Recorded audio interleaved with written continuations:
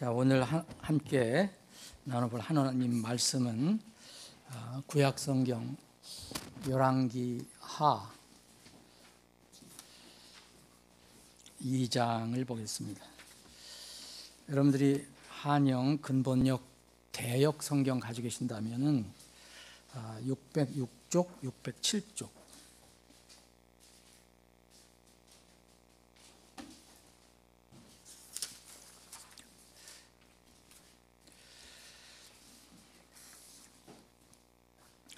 제가 봉독을 하겠습니다. 이거 다 읽지 않겠습니다. 이 1장 2장 1절로부터 22절까지거든요. 21까지인데 다 읽지 않고요. 제가 19절부터 읽겠습니다.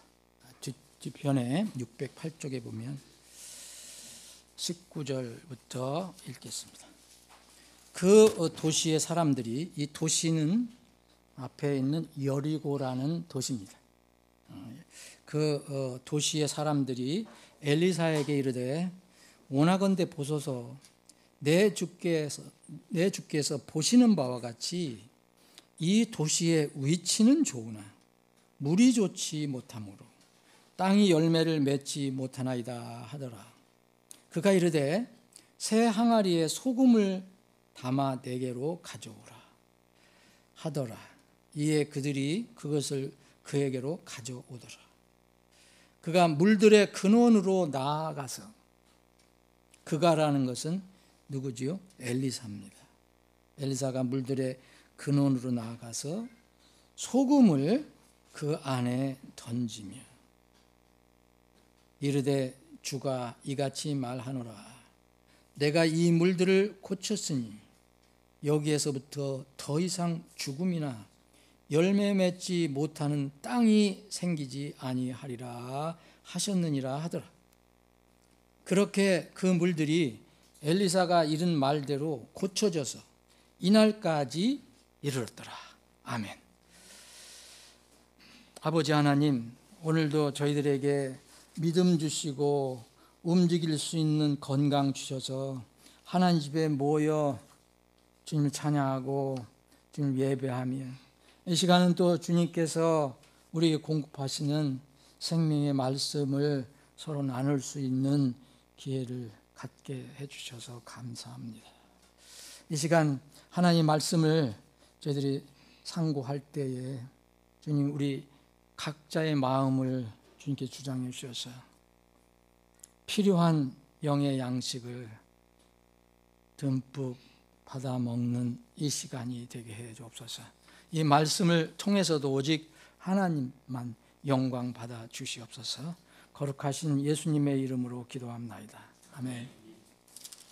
제가 다 않았지만 여기 2장 1절에 보면 또 일이 일어났으니 곧 주께서 해오리 바람으로 엘리야를 하늘에 들어 올리시려고 하실 때에 엘리야가 길갈에서부터 엘리사와 함께 갔더라.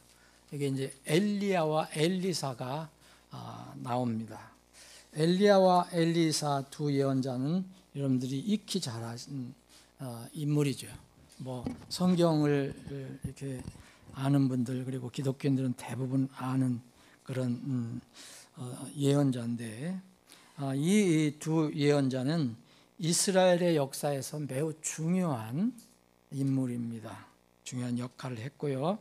근데 이 유대 히브리 그 말로 유대인들의 이름은 거의 그 이름에 의미가 들어가 있습니다. 그 의미를 모르는 사람도 있지만은 이 엘리야와 엘리사는 분명한 그 이름의 의미를 가지고 있습니다. 그 엘리야는 하나님이 야이시라라는 뜻입니다. 야라는 것은 여호와라는 뜻입니다. 하나님은 여호와다라는 그 이름을 가지고 있는 것이 엘리야고요. 그리고 이 엘리사는 거기에 구원의 의미가 들어가 있습니다. 하나님은 곧 여호와는 구원이시다라는 뜻입니다. 엘리사는 이제 두 사람을 비교해 보면 엘리야는 영원하신 하나님, 영원하신 창조주시며 주관자이신 하나님의 속성을 나타나는 뜻이 들어있습니다. 또 엘리사는 이제 엘이라는 것은 다 하나님을 의미합니다. 이 엘리사는 하나님은 구원이시다, 야 엘, 그 여호와는 구원이시더라 라는 이 의미는 죄의 싹스로 죽어가는 인간들을 구원하시는 분, 이 의미가 여기에 들어가 있습니다. 그래서 엘리사는 구원의 주체가 누구냐, 구원의 원천이 누구냐. 엘리야는 하나님은 이렇게 전지전능하신 정말 위대하신 창조주 주관자이시라는 하나님의 속성을 나타내는 이름이고, 이 엘리사는 죽어가는 사람들을 건지시는 분이 누구시냐를 이야기하는 이름입니다. 그래서 엘리야는 이제 그런 이름, 하나님의 영원한 어떤 속성을 나타내는 이름이기 때문에 엘리야는 만약 하나님의 속성을 나타내는 모습을 이 지상에서 보여주려면 죽어야 하지 않기 때문에, 제 생각에는 엘리야는 죽을 수 없었던 인물입니다.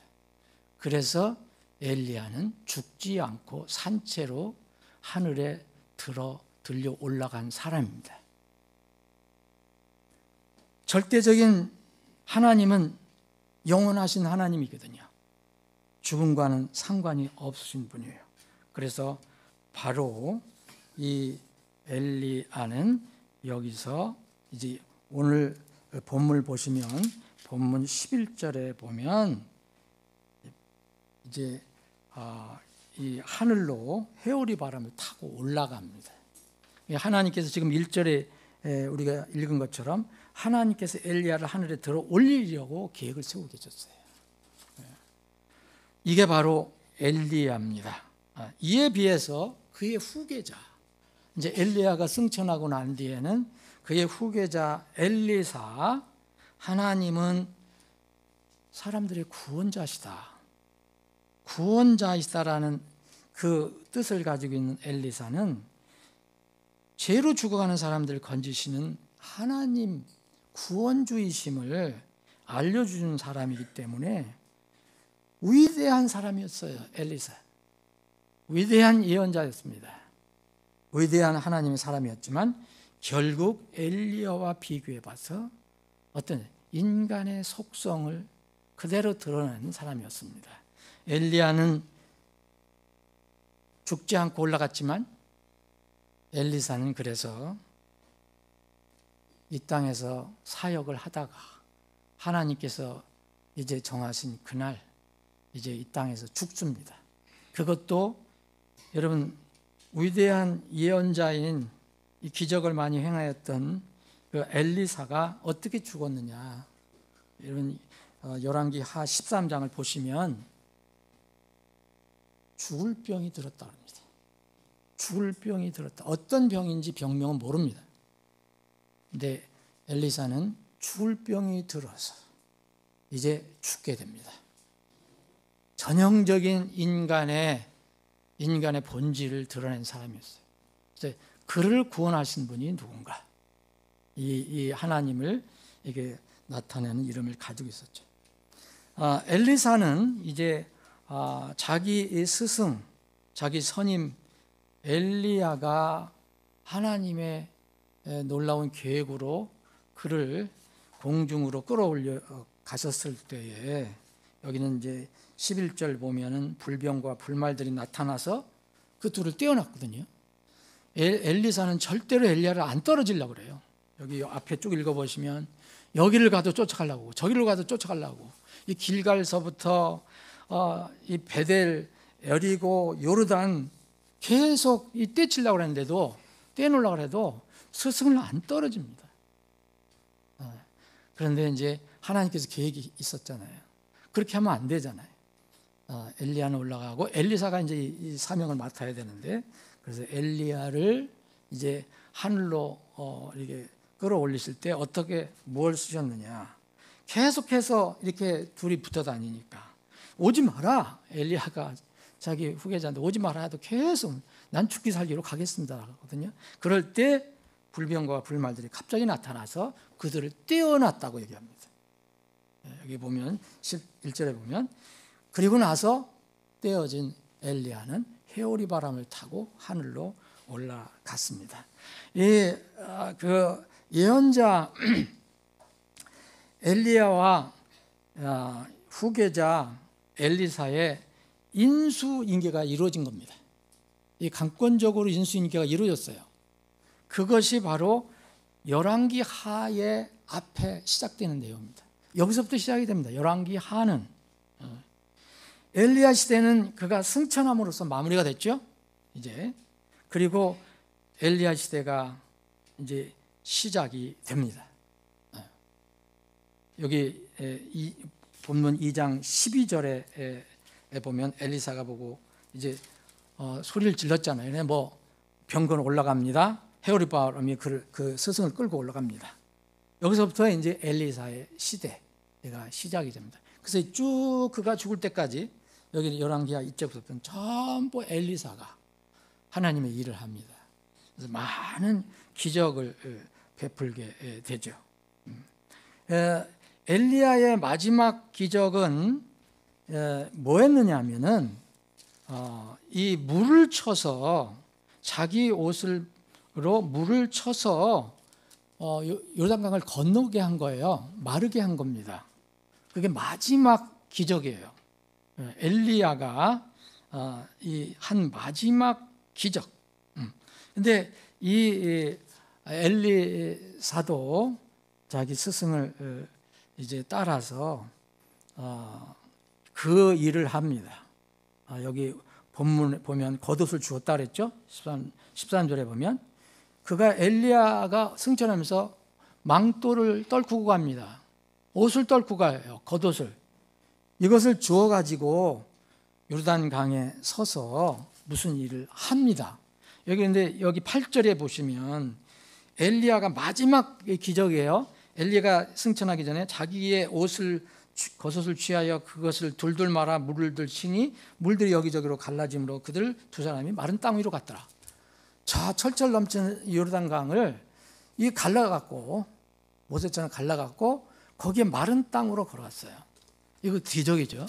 이게 엘리야의 마지막 기적이에요.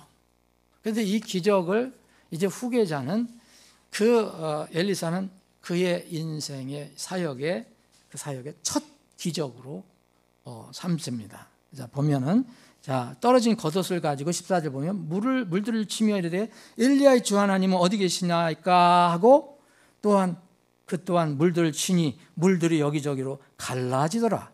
이에 엘리사가 건너더라. 마른 땅으로 걷는 겁니다. 그래서 엘리야의 마지막 기적이 바로 엘리사 후계자의 첫 기적이 됩니다. 근데 이후로 자기 스승 엘리야보다 더 놀라운 기적을 많이 이 땅에서 벌립니다. 그러나 결국은 병들어 죽는 것으로 인생을 마감하게 됩니다. 자, 오늘 본문은 바로 오늘 우리가 읽은 본문은 엘리사의 두 번째 기적을 얘기합니다. 옷을 벗어서 요르단강을 마른 땅으로 만든 기적 다음에 오늘 19절부터만 읽었는데 이 부분은 엘리사의 두 번째 기적입니다. 그런데 이 기적과 첫 번째 기적을 비교해 보십시오. 첫 번째 기적은 눈으로 보이는 기적입니다.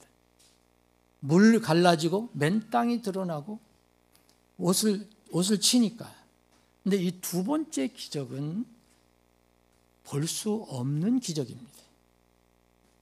그 변화가 사람 눈에 볼 수가 없다는 거예요. 첫 번째 기적은 마른 땅이 생겼습니다. 물들이 다 없어졌어요. 갈라졌어요. 눈에 보입니다. 두 번째 기적은 뭔가 보이지 않아요. 그러나 분명히 이루어졌습니다. 그래서 오늘 본문의 엘리사의 두 번째 기적은 뭐와 관련이 있느냐면 영혼 구원과 관련이 있습니다. 이 죽음을 이기는 그런 어떤 성경의 가르침을 담고 있는 거예요. 이것은 그래서 영적인 기적입니다. 여리고의 물이 나빠서 땅은 열매를 맺지 못한다고 되어 있습니다. 이 도시의 위치는 좋은데 물이 좋지 못해서 땅이 열매를 맺지 못한다. 오늘 19절에 그렇게 되어 있습니다. 그런데 이 땅은 원래 사람이 만든 게 아니고 하나님께서 만드신 거잖아요. 하나님이 창조하신 땅은 좋았습니다. 여러분 창세기 1장 쭉 읽어보시면 하나님께서 창조하실 때 순서대로 창조를 하십니다. 6일 동안. 그러시면서 끝에 뭐라고 합니까? 그것이 좋았더라. 그것이 좋았더라. 그래서 하나님의 창조는 선하시고 거룩한 겁니다. 그런데 왜 이렇게 됐을까요? 인간의 죄가 들어왔습니다. 그 좋은 에덴 동산에 하나님 말씀을 어기는 죄가 나타났습니다. 인간 죄가 들어와서 이제 세상은 하나님의 말씀을 어기고 순종하지 않으면 다음은 뭐죠? 결과는 죽음입니다. 네가 반드시 죽으리라 했죠. 이 영적으로 죽은 세상이 되었습니다. 그래서 이 죽은 세상에서는 지금도 모든 피조물이 탄식을 한다고 성경은 말하고 있습니다. 제가 저 바깥에 있는 나무가 저 산에 있는 저 들이 강이 그리고 움직이는 알 수 없는 그 짐승들이 탄식하는지는 어떻게 압니까? 성경은 분명히 말하고 있습니다. 로마서 8장 20절 21절 보면 이는 피조물 자신도 썩어짐의 속박에서 해방되어 하나님의 자녀들의 영광스러운 자유에 이를 것이기 때문이라. 이는 온 창조 세계가 신음하며 이제까지 함께 고통 속에서 산고를 치르는 것을 우리가 알기 때문이다. 그래서 하나님의 아들이 나타나기를 기다리는 거예요. 이것이 우리의 소망입니다. 우리는 예수 그리스도가 나타나기를 기다리고 예수 그리스도와 함께 들림받은 사람이 다시 땅으로 내려온다 그랬죠. 분명히 그렇게 되어 있습니다. 이것을 이 지상에 있는 모든 다른 피조물들이 기다리고 있습니다. 그때 천년왕국이 이루어지잖아요. 그래서 모든 것이 회복이 되잖아요. 문제는요, 이 두 번째 기적이 어떻게 이루어졌을까요? 자, 첫 번째는 물을 가르는 눈으로 보이는 물리적인 기적이었어요. 두 번째 기적은 그 결과를 눈으로 볼 수 없는 기적, 영적인 기적입니다. 영적인 기적은 눈으로 볼 수 없어요. 그 나중에 나타나는 결과, 우리 사람으로 말할 거면 고백, 이 정도로만 알 수가 있어요. 죽어서 불모인 땅을 어떻게 치료했을까? 여러분, 이건 구약 단순한 이 성경 이야기가 아닙니다. 여러분, 여기에서 예수 그리스도를 찾아내야 합니다. 예수님께서 말씀하셨습니다. 직접 말씀하셨습니다. 모세와 예언자들이 기록한 나에 대한 것들을 주님께서 잘 설명해 주셨잖아요. 엠마오로 내려가는 두 제자에게. 이 땅이 불모인 이유는 성경은 말합니다. 물이 좋지 않기 때문이라고 말합니다. 죽은 땅을 어떻게 살립니까? 이게 이 영적인 기적이 일어나는 몇 가지 요소를 이 성경을 우리에게 알려주겠습니다. 첫 번째는 20절에 보면 이 도시 사람들이 엘리사에게 얘기하잖아요. 이 기적을 행하는 사람, 벌써 기적을 행한 걸 봤어요. 요단강을 이제 갈라서 맨 땅으로 걸어갈 수 있는 이런 일을 하게 한 엘리사를 봤어요. 그런데 이 엘리사가 와서 자기들의 어려운 문제를 호소합니다. 우리가 사는 이 도시, 이 동네 위치는 괜찮다. 그런데 물이 좋지 않아서 땅이 열매를 맺지 못한다. 그 땅이 죽었다고 말합니다. 그래서 21절에 보면 죽음이 얘기가 나오잖아요. 이 죽음, 이게 불모는 죽음을 의미하죠. 이걸 어떻게 치료합니까? 이 말씀은 우리에게 영적인 기적의 요소 몇 가지를 얘기합니다. 첫 번째, 새 항아리입니다. 20절에 보면 여러분 왜 그냥 아무데나 그릇에 담아 오든지 주먹에 쥐고 오든지. 그런데 성경은 새 항아리에 소금을 담아서 내게로 가져오라고 말합니다. 꼭 새 항아리야 됩니까? 그전 쓰던 그릇은 안 됩니까? 그런데 분명히 여기는 새 항아리입니다. 여러분 소금을 새 항아리에 담아오라는 겁니다. 새 그릇에 담아오라는 겁니다.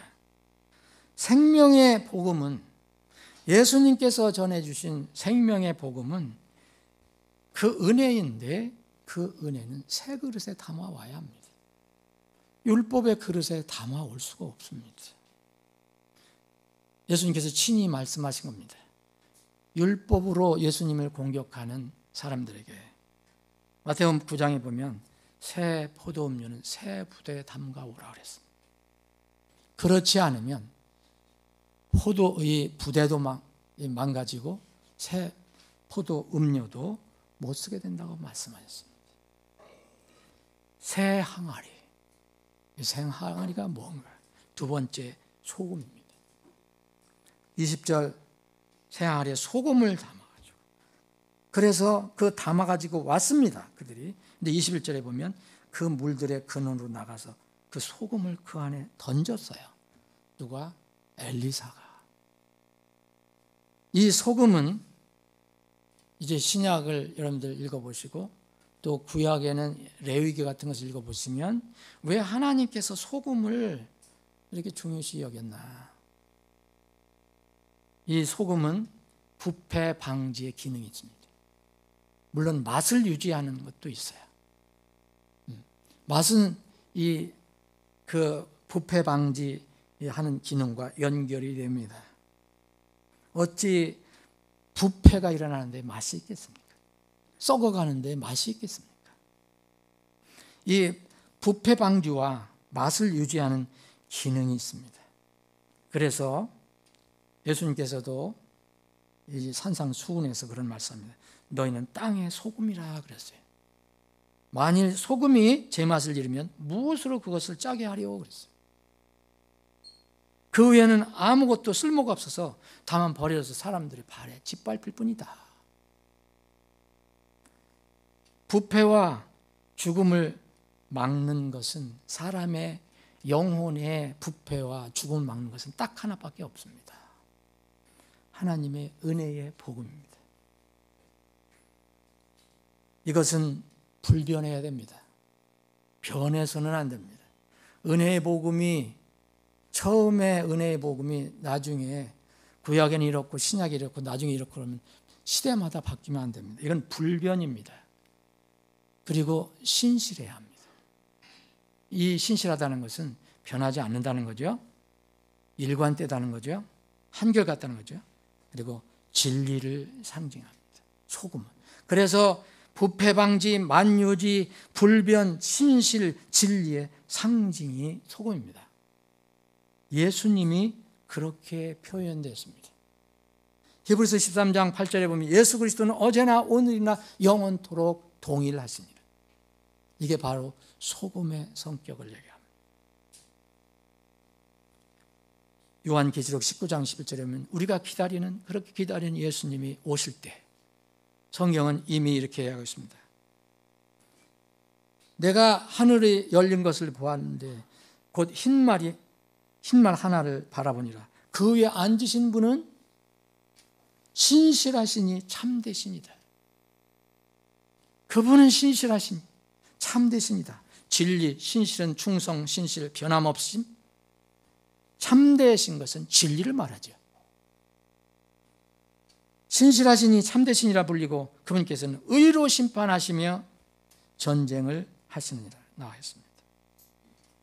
반드시 여러분 새 항아리에 담아올 것은 소금인데, 이 소금은 예수 그리스도 그리고 은혜의 복음 얘기할 때 예수 그리스도 이외에는 거기에 담아가면 안 됩니다. 예수 그리스도만 하나님께 나갈 수 있습니다. 아버지께 나갈 수 있습니다. 그런데 이 시대에 어떤지 여러분들 아시죠? 내가 곧 길이요 진리요 생명이 나를 맘미하지 않고는, 나를 통하지 않고서는 아무도 아버지께 오지 못하느니라. 그런데 분명히 이렇게 얘기했는데 이 세상은 어떻습니까? 타협하지 않습니까? 그래, 예수님 믿을 사람 믿고 이런 방법으로도 갈 수 있어. 지금 많은 기독교가 그 길로 흘러가고 있습니다. 오직 예수님만 부패를 방지하고 죽음을 이기게 할 수 있는 분입니다. 다른 사람은 아무리 훌륭한 사람도 불가능합니다. 그래서 하나님께서는 미리 이스라엘 백성에게 이걸 알려주셨어요. 하나님께 드리는 이 헌물에는 소금이 있어야 돼요. 예수 그리스도가 있어야 합니다. 그들이 예수 그리스도라는 이름을 몰랐다 하더라도 레위기 2장에 음식 헌물을 드릴 때 음식 헌물의 모든 봉헌물에 소금을 칠지니 너는 내 하나님의 언약의 소금을 내 음식 헌물 위에 빠지지 않게 하라 그랬어요. 그리고 우리 앞으로 이제 천년왕국에 여전히 이스라엘 유대 사람들이 이런 제사를 드릴 건데 거기에 보면 미리 이런 얘기도 나옵니다. 에스겔서 43장 23절 24절에 보면 내가 그것을 정결하게 하는 것을 마쳤을 때 너는 흠없는 어린 수소 한 마리와 양떼 가운데서 흠없는 순양 한 마리를 드릴지니라. 자, 짐승을 드립니다. 그리고 나서 너는 그것들을 주 앞에 드리고 대사장들은 그것들 위에 소금을 뿌려 주께 번제 헌물로 올려 드릴지어다. 그래서 이것을 소금 언약이라고 합니다. 소금 언약. 소금 언약이라는 것은 절대 변하지 않는다는 거예요. 하나님께서 이스라엘 백성과 맺은 언약이 소금 언약이었습니다. 그래서 역대하 13장 5절에 보면 주 이스라엘 하나님께서 소금 언약으로 이스라엘 왕국을 영원토록 다윗에게 곧 그와 그의 아들에게 주신 것을 너희가 마땅히 알아야 하지 않겠느냐. 이 소금 언약을 깨뜨릴 사람 없어요. 이스라엘을 저 땅에서 몰아낼 사람 아무도 없습니다. 지금 곤경을 겪고도 결국은 그들이 그 땅의 주인이 됩니다. 세 번째는 누구든지 그 소금을 취해서 엘리사에게 명령대로 가져와야 합니다. 이게 기적의 요소입니다. 명령을 받았습니다. 그들이 순종하지 않으면 어떻게 될까요? 그건 기적은 일어나지 않습니다. 하나님의 명령에 순종해야 합니다. 20절에 그가 이르되 새 항아리에 소금을 담아 내게로 가져오라. 그랬더니 그들이 이의 달지 않고 그것을 그 새 항아리에 담아서 그에게 엘리사에게 가져왔습니다. 명령을 받은 여리고 사람들은 바로 소금을 가지고 그 새 항아리에 담아서 엘리사에게 하나님은 구원이시다라고 하는 이름을 가지고 있는 엘리사에게 가지고 왔습니다. 여러분, 복음은 들으면 하나님 명령은 누구든 쉽게 이해하고 순종할 수 있습니다. 왜 순종을 못하느냐면 자기 생각과 고집이 하나님 말씀보다 더 크기 때문입니다. 무슨 새 항아리에다가 소금을 가져온다고 가서 우리 이 땅이 살아날까? 그럼 가져올 수가 없죠. 복음은요, 누구든지 쉽게 받고 운반할 수 있습니다. 누구나 쉽게 전할 수가 있어요. 그게 기적의 요소입니다. 네 번째는 이 새 항아리에 담아온 소금, 정말 기쁘게 가져온 소금이 뿌려져야 하는 장소를 잘 살펴봐야 합니다. 21절에 보면 그가 물들의 근원이라고 되어 있습니다. 영어로 보면 스프링이라고 되어 있습니다. 여러분, 이 스프링이 뭔지 우리는 근원으로 번역했습니다. 여러분은 어떤 우물가, 요새 서울에서는 보기가 어렵지만 시골이라든지 농촌 같은 데 보면 물샘이 있습니다. 물샘에 여러분 잘 보시면 거기서 온 사방에서 흘러나오는 것보다 어떤 물이 솟아 올라오는 스프링이 있습니다. 원천이 있습니다. 이걸 원천이라고 해도 됩니다. 물의 근원이 있다는 거예요. 물의 근원. 이 물의 근원으로 이 이사야가 나아가서 거기서 그 소금을 그 안에 던졌다고 얘기합니다. 이것도 굉장히 중요한 기적의 요소입니다. 여러분, 고쳐야 할 것은 물들의 근원이에요. 중심입니다. 여러분, 사람의 중심은 어디입니까? 사람의 중심은요, 복음과 관련해서는 절대 머리가 아닙니다. 복음에 관련돼서는 사람은 바로 심장입니다.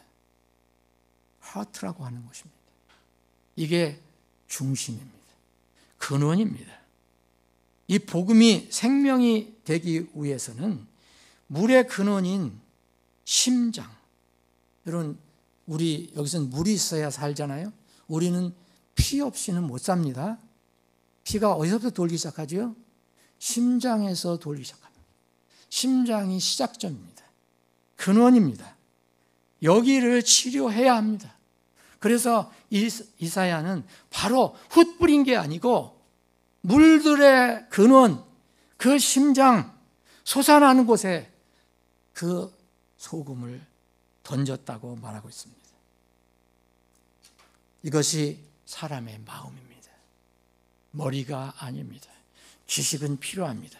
그러나 지식은 머리에 있으면 그대로 그것으로 끝납니다. 그 지식이 가슴으로, 심장으로 내려와야 됩니다. 여러분, 왜 성경이 이렇게 얘기했는지 여러분들 이해하실 겁니다.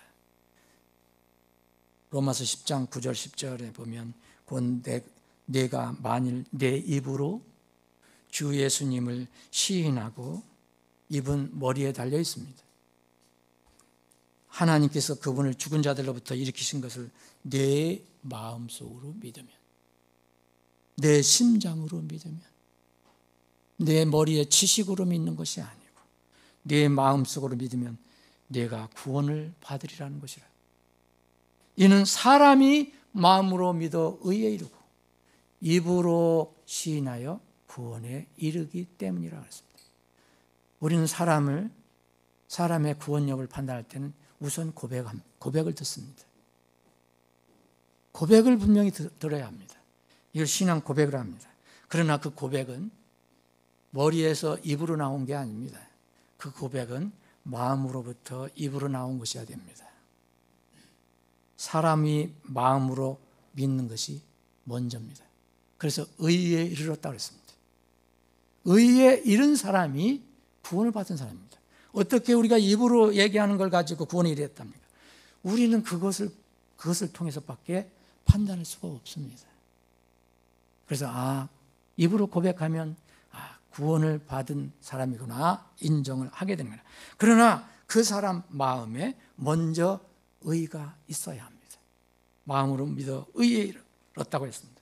아무리 자기 개혁을 하고 개선을 하고 수양을 하고 수련을 해도 거듭나는 것은 아닙니다. 주님이 이렇게 말씀하셨습니다.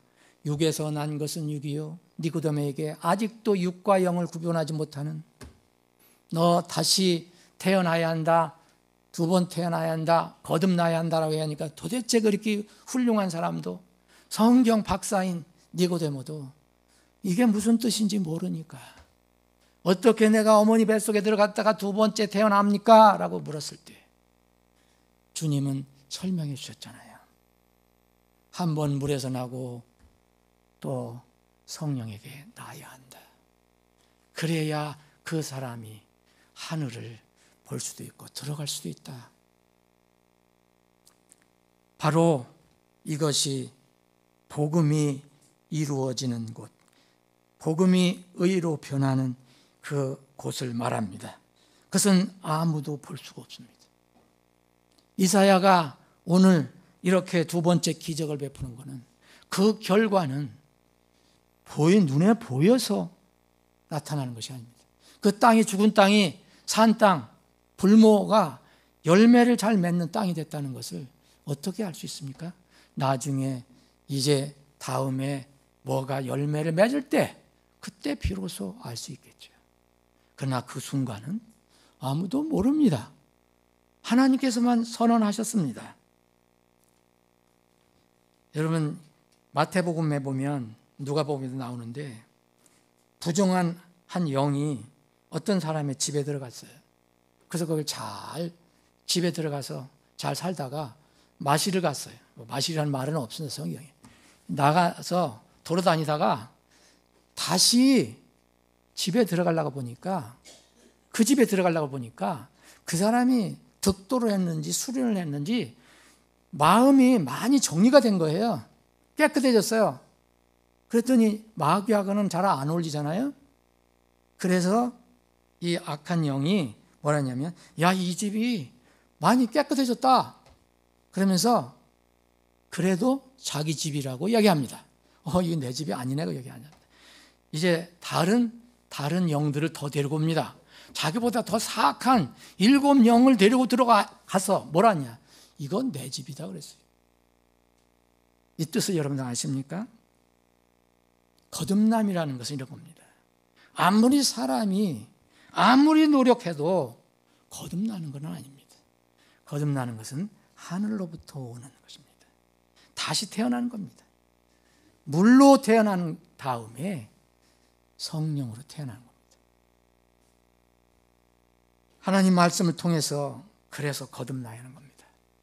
그래서 이 새 항아리에다가 소금, 부패를 막는, 죽음을 막는 예수 그리스도 혹은 예수 그리스도의 복음을 바로 물이 솟아나는 더러운 물이 된 이제 불모를 만드는, 열매도 떨어뜨리는 그런 물 가운데 그것이 던져졌을 때 비로소 이제는 치료의 역사가 일어납니다. 하나님 말씀을 통해서 거듭나는 이 외에는 다른 방법은 없습니다. 그것은 바로 머리가 아니라 내 마음에서 이루어지는 겁니다. 종교 생활로는 거듭나지 못하고 더욱 악화시킬 뿐입니다. 자, 한 영이 나갔는데 다음에 어떻게 했습니까? 자기보다 더 악한 사악한 7영을 데리고 들어가서 이건 내 집이다라고 얘기했습니다. 피가 돌기 시작하는 근원인 심장의 복음의 소금이 뿌려져야 그 사람은 삽니다. 복음을 받을 때 절대로 머리로 인식을 하되 그것을 끝내면 안 됩니다. 자기에게 적용을 해야 됩니다. 자기 심장의 마음에 적용을 해야 합니다. 그래서 영접이 필요한 겁니다. 영접이라는 것은 마음으로 받아들이는 거예요. 제가 어떤 상담을 할 때, 제 방에서 상담할 때도 있었습니다. 다 설명을 했는데, 예, 동의합니다. 그래서 내가 마지막으로 이제 그 예수님을 여러분이 당신의 구원주로 모셔드리겠습니까? 인격적으로 모시겠습니까? 모신다는 게 보이는 것도 아니잖아요. 그랬더니 거기서 침묵이 있더니 다음에 하겠습니다. 제가 이런 사람은 2-3사람 겪었습니다. 이게 뭡니까? 머리로는 이해합니다. 그런데 그분을 받아들이기는 싫다는 거죠. 그래서 요한계시록 3장에 그게 나온 마지막 라우디에 교회에 내가 밖에서 문을 두드리노니 누구든지 문을 열면, 안 열면 주님 억지로 안 들어가십니다. 그래서 믿음으로 구원받는 겁니다. 그런데 그 인격적인 예수님을 받아들이는 것을 부정하는 그런 사람들도 있습니다. 참 놀라운 일입니다. 이런 사람들은 지식으로만 가지고 있는 구원입니다. 이건 참 나중에 큰 문제가 생길 수 있습니다. 절대 예수님이 우리 안에 살아 계시니까 우리가 들려 올라가는 거고 사는 것이지, 머리로만 그 예수님이 내 구원자라는 것을 인정하는 것, 내 죄가 다 끝났다는 것만 가지고 구원받는 게 아닙니다. 이런 과정은 필요하지만, 그래서 이 심장에 복음의 소금이 뿌려져야 그 사람은 삽니다. 잠언 4장 23절에 그래서 열심을 다하여 내 마음을 지키라는 거예요. 내 마음을 지키라. 생명의 산물들, 생명의 열매들이 거기서 나오느니라. 거기서 나오기 때문에 내 마음을 잘 지켜야 한다. 말씀을 정리하겠습니다. 여러분, 이 오늘 엘리사의 두 번째 기적 사건을 여러분 깊이 한번 묵상해 보십시오. 여기에는 예수님이 계십니다. 복음이 들어있습니다. 산 골짜기를 찾아다닌다고 예수님 만나는 게 아닙니다. 이리저리 헤맨다고 예수님 만나는 게 아닙니다. 온갖 종교 생활 해봐도 그렇게 해서 예수님 만나는 게 아닙니다. 엘리야, 여러분, 예수님은 하나님이시잖아요. 엘리야라는 건 뭐였습니까? 내 하나님은 여호와시다라고 그랬잖아요.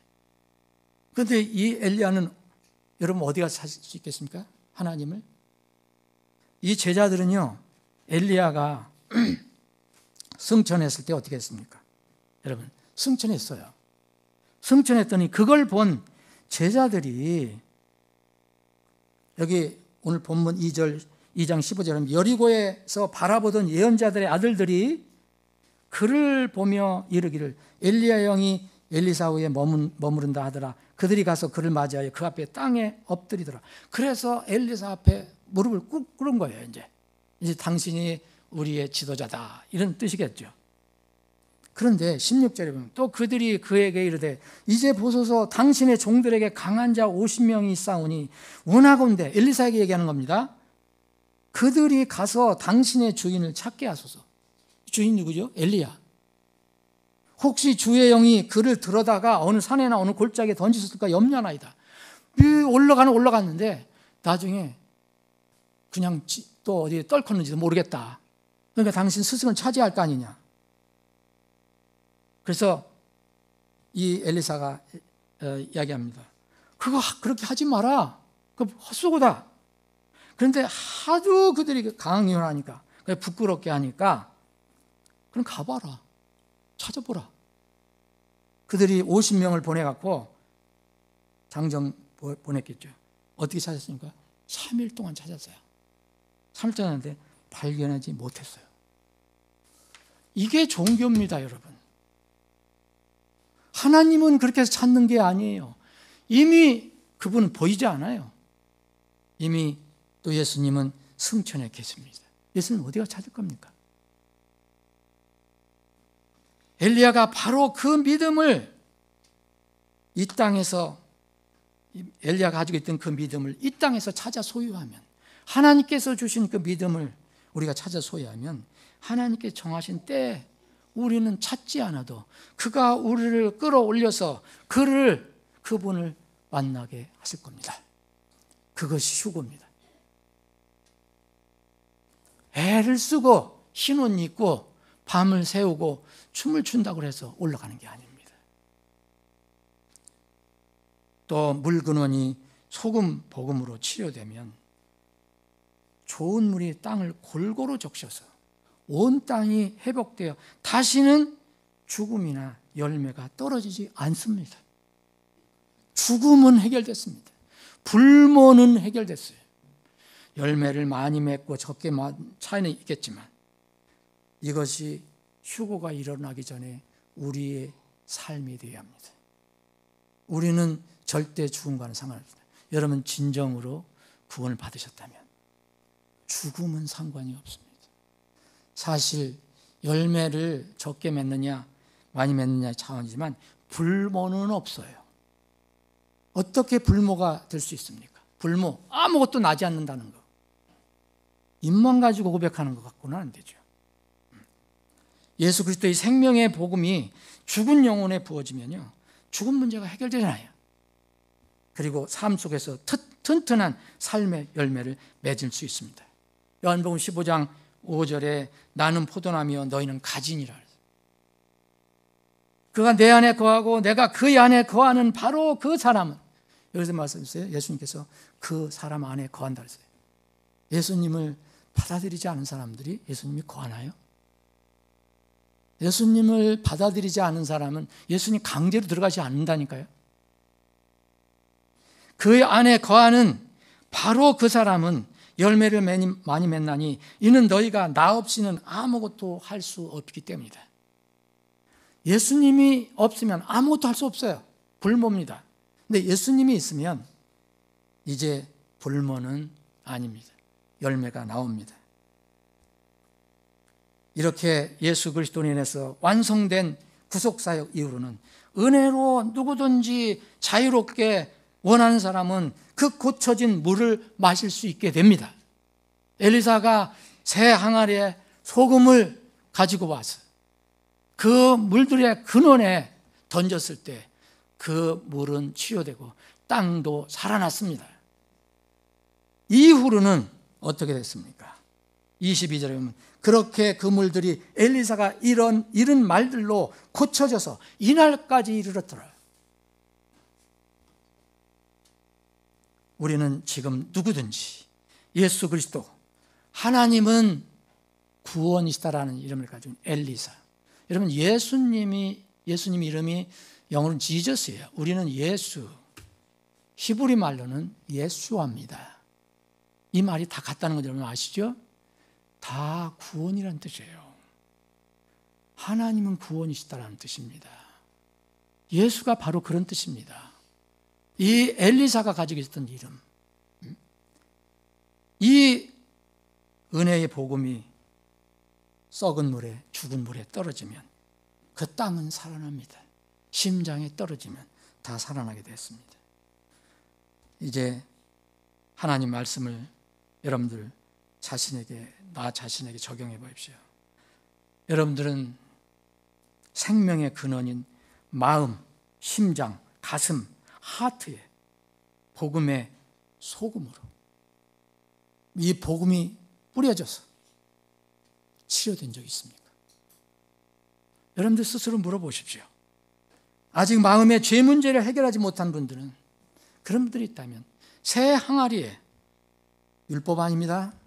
하나님 말씀, 주님의 말씀, 그 은혜 새 항아리에 하나님의 말씀, 예수님 말씀, 그 예수 그리스도를 소금 삼아서 엘리사 예수께 나가면 죽은 심장은 살아납니다. 여러분은 죄병을 치료받은 사람이시죠. 그러면 여러분 진정한 영적 승리의 삶은 뭡니까?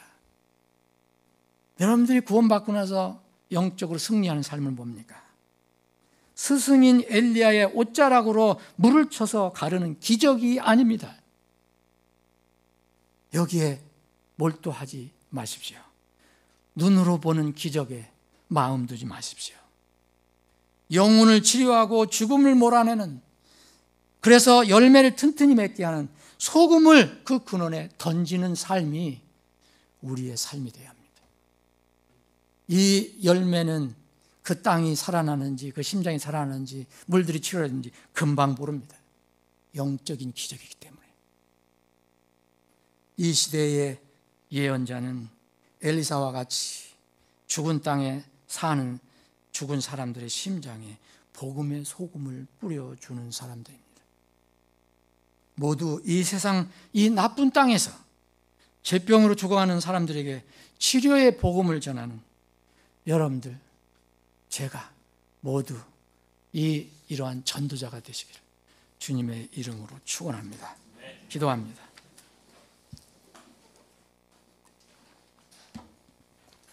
주님, 우둔하고 교만하고 늘 내 의에 빠져있는 우리들에게 때마다, 필요할 때마다 하나님의 그 말씀, 생명의 양식을 공급해 주심으로 다시 한번 저희들이 깨닫게 하시고 또 영적인 눈으로 세상을 바라볼 수 있게 해주셔서 감사합니다. 이제 오늘 주신 이 말씀을 우리가 함께, 그리고 각자 묵상함으로 각자의 삶에 적용할 수 있는 그런 기회가 있게 해주옵소서. 구원받지 못한 혼들이 있다면 주님 어떤 방법으로든 새 항아리에 새 그릇에 소금을 담아서 그들에게 전하고 그들은 그것을 받아서 살아나는 역사가 있게 해 주옵소서. 우리가 생명의 복음을 통해서 하나님의 자녀로 태어난 이후로 우리는 어떻게 살아가고 있습니까? 엘리사가 두 번째 영적인 기적을 베푼 것처럼 그러한 남을 죽음에서 건져내는 살리는 일, 부패를 방지하고 죽음을 막게 하는, 그래서 영원한 생명을 전하는 그런 전도자의 삶을 살고 있습니까? 우리가 모두 그러한 전도자의 삶을 살게 해 주시옵소서. 그런 믿음을 각자에게 주시고 우리 교회가 되게 해 주시옵소서. 거룩하신 예수님의 이름으로 기도합나이다. 아멘.